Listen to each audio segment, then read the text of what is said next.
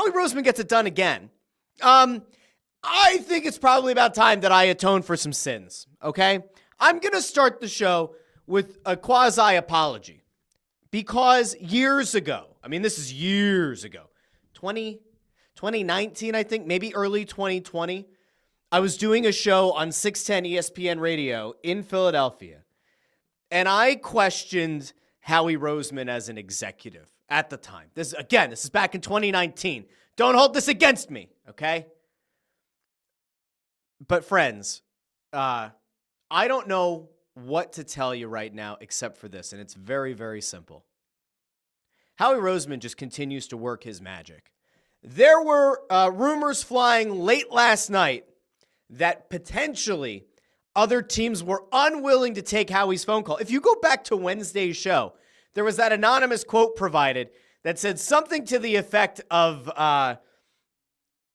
if we see a 215 area code number on draft night, we're blocking the call.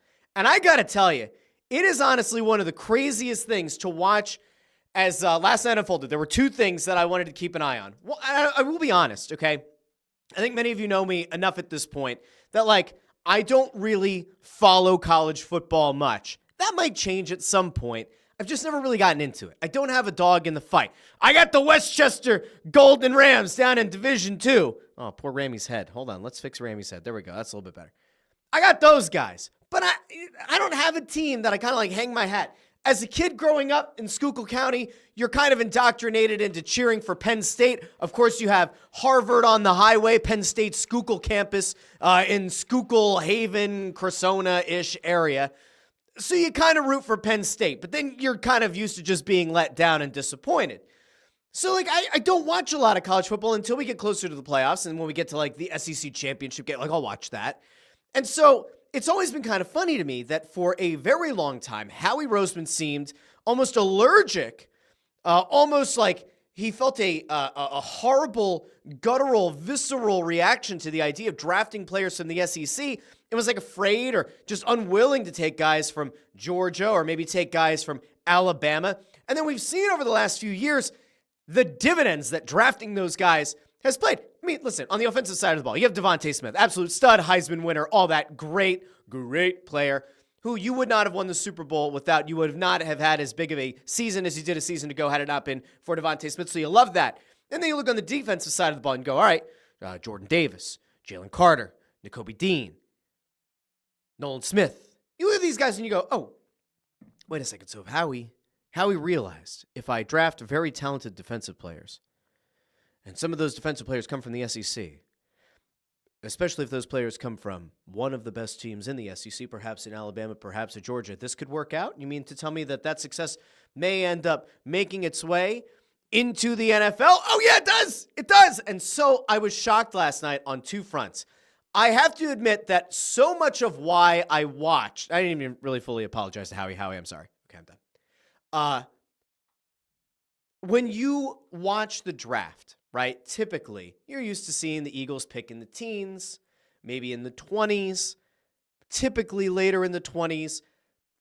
You get to last night, and I have to be honest, for as little as I watch college football, I couldn't get myself hyped up for this draft. Now, there are people who it's their full-time job to get excited about the draft and to break down all the prospects and all that. It's not my full-time job. It's not what I really care about doing. And I'm not going to fake it. I'm not going to tell you that I've been watching these guys and watching their film and that I really believe in insert name of player who realistically a bunch of these people have probably watched play on highlights or maybe have watched a couple of games live. There are so many people that fake this, not just in Philadelphia, but fake it in other markets as well. And we got to be honest here, friends. I don't think it's the way to go. So I often defer to what some of the pundits do and the people who actually do care about covering the draft and covering college football and then projecting these players to go on. So I think that it's probably a good idea that we take a greater look at where Jihaad Campbell was expected to go and then kind of talk about how he kind of pulled, I'd almost call it dark magic. It's almost like black magic. This guy continues to figure out a way to take advantage of other GMs. And now in this case, Kansas City wasn't going to take Campbell, but You make a deal to move up one spot to just guarantee that the guy that has been falling and somebody that Howie went on to say after the draft was top 10 on their board, a guy who, like, had it not been for injuries, probably would have been, I would imagine, a top 15 pick just on, based on what I've been able to kind of deduce here. When you take all that into consideration, like, it's a hell of a pick. It's a hell of value. And, the involuntary thumbs up from the Apple computer here is going to keep shooting up. But, like, in fairness, it is kind of a thumbs up night if you're Howie Roseman. You didn't have to part with a lot to move up that one spot. And again, you walk away with a guy who has tremendous value. Like, if you think back to when Jalen Carter fell to the Eagles, there were people from all across the league saying, how the hell did that happen? And how did the Eagles end up with him? And now in Campbell, you have a guy who played inside linebacker, could potentially help you fortify inside. And then I saw Elliott Shore-Parks earlier today, or maybe it was last night. I think it was this morning on WIP's morning show, said something about, like, him viewing Campbell as more of an edge guy, and that in a 3-4 system, maybe you have Nolan Smith on one edge, and then you have Campbell on the other, and that when Campbell was initially recruited, it was as an edge guy, not as an inside linebacker. Now, listen, Nakobe Dean might not be ready, or I think is not expected to be ready for the start of next season. Could you see Campbell maybe get a look next to Zach Bond early in the season? Probably. Does this thing eventually develop over time where Nakobe Dean slides back to the interior and you shift Campbell back outside? Entirely possible. But I got to tell you, for a long time, I've wondered aloud why the Eagles don't draft the linebacking position. And it feels like whether he's going to play inside or if he's going to be an edge guy, either way, it's a huge get for this team. Massive. And the value at 31 is incredible. This also brings me to the allergens that are in the air, friends. The people who watch the show just saw what happened. Those who listen to the podcast feed just heard beautiful silence. But I'm really excited about this pick. And it's not because I sat down and watched every Alabama game. It's because I look at where he was projected to go, and it's where I hear people talking about where Campbell could have gone and should have gone and what he will end up being. And from everything that I have seen, from everything that I have read, from people that I trust and people that I do respect that evaluate these players, break down the All-22 film, I think the Eagles got a home run here based off of all of those learnings. I have yet to see somebody that I highly respect in the football world say that this was a mistake. Was there a surgery? Yes. Could there be injury concerns down the line? Potentially. Does it really matter? No, because at 31, it's a little bit of a crapshoot, right? The end of the first round can be a little bit of a crapshoot. You're not looking for an impact player like a team that's in the top 10 or the top 5, even the top 15. If you get a guy who can contribute in a meaningful way to winning and a winning culture at 31, that's a huge win. That is a massive coup for an organization. I honestly thought going into Thursday night, it was more likely that the Eagles were going to trade back and out of the first round. And in fact, I think it was around pick number 20 and down, I think there were 3 trades. It might have been more, but there were 3 trades that included a team moving up and trading a 2026 first round pick just to get back up into the 20s, which I thought was kind of wild. And then I went, wow, is Howie really going to finesse a first round pick that might even be better next year from a team that really needs a player? Is he going to somehow get a better first round pick next year, higher than what 31 or 32 would have been this year? But again, when you have a player like this that falls to you, and I will take Howie at his word from, after the draft, that Campbell was in their top 10, if that guy falls, you need to find a way to make it up. Now, I mentioned earlier that apparently there were teams that were not willing to trade with the Eagles. And while we kind of joked about it on a Wonderful Wednesday episode, Ian Rappaport, I believe, was the one who put out about Howie and the fact that the Eagles were trying to move up and were unable to because there were a lot of teams that simply would not make a trade with the Philadelphia Eagles, that they were worried about trying to get up and go after anyone. And this was back around the 20s. And it was also put out there that the Eagles tried to trade up to take the Chargers spot in the first round. So I want to first go to this report from Ian Rappaport. This has happened after the Eagles had already executed the trade with the Chiefs and gotten up and got Jihaad Campbell. I want you to hear from behind the scenes what Ian Rappaport reported over on NFL Network and just get a better idea for like, wow, there are actually GMs in this league who are very clearly worried about being on the wrong end of a Howie Roseman trade. So let's first go out to Rappaport, and then we'll kind of bring it back in, and we'll add some additional context, and I'll tell you why I like the pick. All right, here goes. Ian Rappaport, again, this is after the pick was already made. Eagles get Jihaad Campbell. Here's what Rappaport had to say about Howie Roseman and trying to get up into an earlier part of the first round to go after Campbell. But when the Chargers were on the clock at 22, he was working the phones trying to get a trade. They thought they had a trade, thought it was done. The Chargers ended up picking, tried to get at 23, again at 24, now get Campbell at 31. I have to tell you, that is insane to me. They liked Campbell so much they tried to get up to number 22 in that 22-23 range. And they were unable to do it. Now, I'd love to know what the potential trade was going to be. Like, I would actually like to know, how much did they like Campbell that they were willing to try to move up 10 spots in the draft? And what was that going to cost them? Was it going to cost them a ton of trade capital in this draft? Was it going to be potentially, again, as I mentioned, other teams we saw have to part with a 2026 first-round pick? Was Howie unwilling to move a 2026 first-round pick? And if so, good on him, because it ended up working out anyway. But, man, like, Howie's usually the guy who's able to get a trade done. So the fact that he couldn't move up is pretty wild. And then, again, he gets the deal done, and he gets his guy at 31. So then you go, all right, in the moment, it seems like highway robbery. Howie Roseman went out. He got arguably the second-best linebacker in this draft. Injuries notwithstanding, you go, all right, potentially second-best linebacker in the draft. But who said it? Where was he on big boards going into this draft? And so there were 4 people whose boards were aggregated together. I just want to double check that this like Twitter account isn't like some insane one. No, this looks okay. So I'll cite this one. Aiden Powers said that Campbell was 12th on Daniel Jeremiah's board, 13th on the Pro Football Focus board, 11th on the Ringers board, and 11th on Todd McShay's board. And the Eagles got him at number 31. So again, you had multiple pundits, you had multiple people who are, and outlets, because we'll include the Ringer in there, that are highly respected for their ability to evaluate talent and to build these big boards that people actually do care about and put stock into. And you have 3 of them that say this guy is like somewhere between the 11th and 13th best player in the draft, and he falls to 31. And the Eagles get him. It's hard to argue the value of the pick, right? I have yet to see anybody, as I mentioned earlier, poo-pooing on this selection. And I will also go to the fact that Jihaad Campbell seemed very, very excited about becoming a Philadelphia Eagle. So we're actually going to throw this out as he was on his way out to the stage.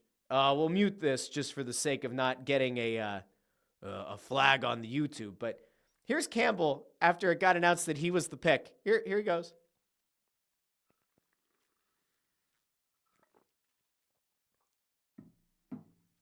So he's yelling, "Come on and let's go."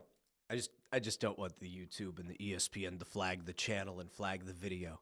Although I actually recently won a couple of appeals from the fine folks at Fox Sports from earlier in the run of the Russ Joy Show. So I will say the fine folks at Fox Sports, they get my tip of the cap for removing the copyright claims that they had on some stuff in the videos earlier on in the history of the show.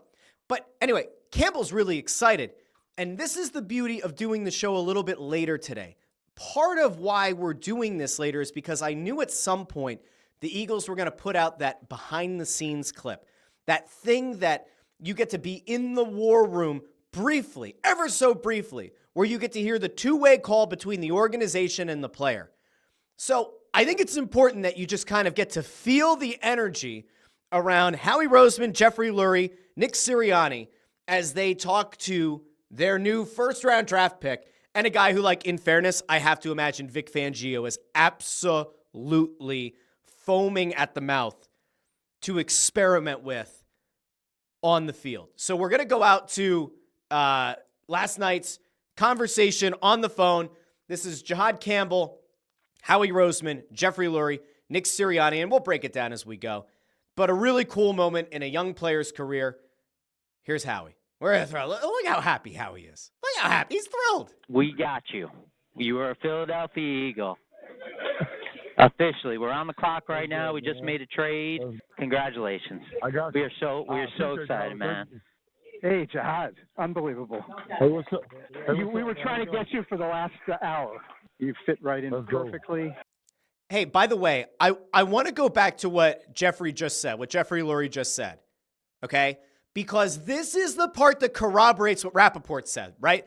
Like, in theory, sometimes the national media people come out and they're like, oh, yeah, they really liked him, 5 picks earlier, 10 picks earlier, right? But, like, there it is. There's the owner of the team saying, we spent an hour trying to get you, which does, in fact, kind of confirm what Rappaport put out, that the Eagles were trying to get back up into the early 20s to make a move for Campbell. All right, we'll replay that and keep going. Hey, Jihaad. Unbelievable. Hey, what's up? Hey, We were trying to get you for the last hour. You fit right in perfectly. And unbelievable. Jihaad, congrats, man.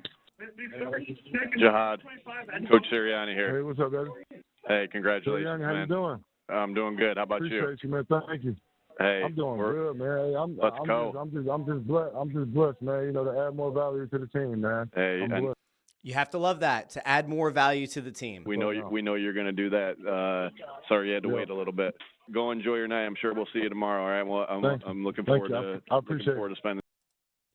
So that's a really cool moment. And again, I love that kind of stuff. I know that, like, I don't think there's anybody who hates it. Some people maybe put a little bit too much into it, but the sound of joy of a player reaching the highest level of their respective sport. And, like, listen, you have to imagine that if you're Campbell at that point, and again, there were so many pundits that thought you could maybe be a top 15 pick. You have this surgery. There are a couple of injury concerns. Your stock starts to kind of drop a little bit on draft day. You're maybe starting to wonder, oh my God, like, I'm here, I'm at the draft. Am I going to fall out of the first round? And, like, there's probably a sinking feeling that hits your stomach. And then there you are, 2 picks away from, I don't want to say the shame, but certainly the disappointment. You're going to feel disappointed. Your family's probably going to feel kind of bummed out for you. But, like, you're 2 picks away from maybe not getting drafted on the first draft night.